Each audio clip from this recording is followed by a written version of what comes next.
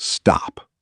Before you read another headline about China and America squaring off over the Strait of Hormuz, before you watch another panel debate whether Iran will blink or whether Trump will fold, I need you to sit with one number. 30. 30 days. That is how many days of strategic oil reserves India holds right now. 30 days standing between the world's most populous nation, a nation of 1.4 billion people, and an economic catastrophe that no Western newsroom is treating with anything close to the seriousness it deserves. And here is the part that should make you genuinely uncomfortable. The country that put India in that position, the country whose naval blockade is quietly draining those reserves day by day, is the same country that has spent the better part of a decade telling New Delhi that it is America's most indispensable partner in Asia, its cornerstone ally, its democratic counterweight to Chinese power. America did this to its best friend in the Indo-Pacific, and it did it on purpose. Let me give you the sequence, because the sequence is everything. India imports more than 85% of its crude oil. It consumes around 5.5 million barrels per day, making it the third largest oil importer on Earth. It cannot function without oil flowing in from the outside world. This is not a vulnerability India chose. It is a geological reality. India does not have the reserves beneath its soil to sustain its own economy. It never has. For years, India found a workaround. After the war in Ukraine began and Western sanctions hit Russian energy exports, India quietly became one of the world's largest buyers of discounted Russian crude. This was economically rational. It was strategically defensible. And Washington, for all its discomfort, granted India a waiver, a quiet diplomatic concession that said, "We understand you need energy. We understand you cannot simply absorb the price shock of full sanctions compliance, and so we will look the other way." That waiver expired at precisely the moment this crisis began. And then, the Strait of Hormuz closed. Iran shut the strait on February 28, 2026, in retaliation for the American and Israeli strikes that killed its supreme leader. In a single act, 38% of global crude oil, 29% of liquefied petroleum gas, and 20% of refined petroleum products were cut off from the world market. The head of the International Energy Agency called it the worst energy shock the world has ever seen, more severe than the 1970s oil crisis, more severe than the Ukraine war, more severe than both combined. And India, which had already lost its Russian oil lifeline at the moment of the waiver's expiration, now watched its Persian Gulf supply disappear behind a wall of Iranian mines and American destroyers. 30 days of reserves. The clock started ticking. Now, I want you to understand something about the strategic relationship between India and the United States, because this context is what transforms a bad situation into something historically significant.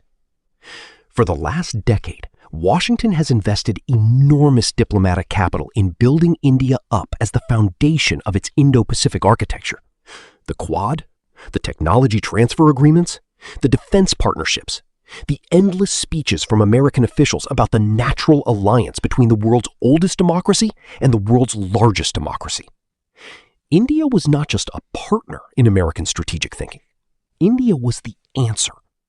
The answer to the question of how you build a coalition capable of balancing Chinese power across Asia without triggering a Cold War. That was the vision. That was the promise. And then, in April of 2026, that promise met the Strait of Hormuz. India lost approximately 3 million barrels per day of crude that previously transited through the strait. 3 million barrels per day, on top of the Russian supply that had already been cut off, on top of the global price surge that was driving oil toward $150 per barrel. At the precise moment that India's economy needed stability, its most important strategic partner had engineered the most disruptive energy shock in modern history and was now doubling it with a naval blockade. And what did Washington offer India in response? Nothing. So what does India do? This is where the analysis has to go deeper than the headlines, because India is now caught between two forces pulling in opposite directions, and whichever way it moves, the consequences for the next decade of Asian geopolitics are enormous. Option 1. India stands with Washington. It supports the blockade, absorbs the economic pain, draws down its 30 days of reserves, and hopes that the crisis resolves before its economy fractures. This is the loyal ally path. This is the path that preserves the Quad, preserves the defense agreements, preserves the diplomatic architecture that India and America have built together. The problem with this path is that India's economy cannot survive it. 30 days of reserves is not a buffer. It is a countdown. At 5.5 million barrels per day of consumption and 3 million barrels per day suddenly inaccessible, India is not looking at mild discomfort. It is looking at power outages, industrial shutdowns, agricultural disruption, because fertilizers require energy, and India's food security is directly tied to its energy supply. It is looking at an inflation shock that would hit the poorest Indian households hardest, precisely the households that have the least capacity to absorb it. Indian Prime Minister Narendra Modi cannot explain to 1.4 billion people that they are going cold and hungry because Washington needed leverage in a negotiation with Tehran. Option 2. India turns to China. Here is the part that Washington refuses to name out loud, because naming it would require acknowledging the catastrophic strategic own goal that is unfolding in real time. China has 1.3 billion barrels in strategic reserves. China has tankers already transiting the strait under diplomatic arrangement with Iran. China has Russian supply flowing overland through pipelines that no American naval blockade can touch. China is not energy insecure right now. China can offer India something that America cannot: actual oil at a manageable price, flowing through channels that are not subject to the crisis that Washington created. But this is bigger than India, and bigger than this crisis. And this is the part that I think almost nobody is saying loudly enough. India is not alone. Every country in the global south that imports energy, every country that does not have either Chinese supply relationships or domestic reserves sufficient to weather this shock, is watching what America just did to India and drawing its own conclusions. They are watching America strand its closest Asian ally. They are watching Washington impose the worst energy crisis in modern history on the nations least equipped to survive it, and then ask those same nations to stand behind the policy responsible. They are watching a superpower that built its entire regional legitimacy on the promise of open sea lanes become the entity that closed them. And they are making a calculation. Not the loud public calculation of a diplomatic communique, the quiet private calculation that happens in central bank governors' offices and finance ministers' crisis meetings and sovereign wealth fund boardrooms. The calculation that determines not what a country says about American foreign policy, but what it actually does with its reserves, its supply chains. This is not a story about oil prices. It is not a story about naval blockades and tanker routes and Iranian mines. Those are the symptoms. The disease is this: America has confused the ability to disrupt with the possession of power. It has looked at the tools of pressure, sanctions, blockades, carrier groups, ultimatums, and mistaken them for the substance of hegemony. Real hegemony is not the ability to close a strait. Real hegemony is the ability to make every country that depends on that strait believe that their security, their supply, their stability is better served by standing with you than by standing against you. America had that once.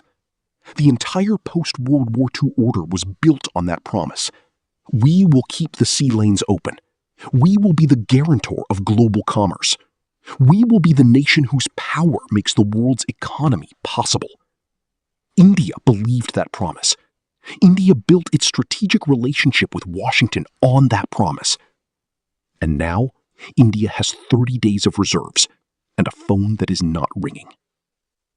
The hardest truth in geopolitics is that the moment that defines whether a great power is truly declining is not the moment it loses a war, It is the moment its friends start asking themselves whether the friendship is worth the cost. India is asking that question right now. And the answer it arrives at will tell us more about the next 20 years of global power than any aircraft carrier deployment, any UN Security Council veto, any presidential ultimatum delivered in capital letters on a social media platform. America can still get this right. It can call New Delhi. It can release strategic reserves.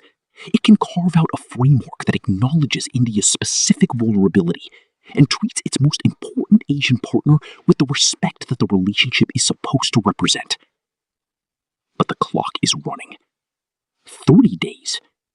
And every day that passes without that call, the calculation in New Delhi shifts a little further in a direction that no amount of quad symmetry will be able to reverse.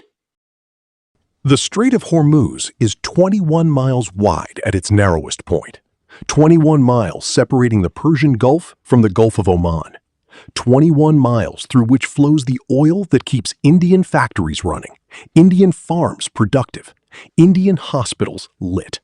And right now, on one side of those 21 miles, America has its navy. On the other side, Iran has its mines. And somewhere in the middle, 1.4 billion people are watching their government run the numbers on 30 days of reserves and wondering which phone call comes first. The call to Washington, asking for the help that an ally is supposed to provide, or the call to Beijing, asking for the help that an adversary is actually offering. The world is watching which number gets dialed, and the world will remember the answer for a very long time.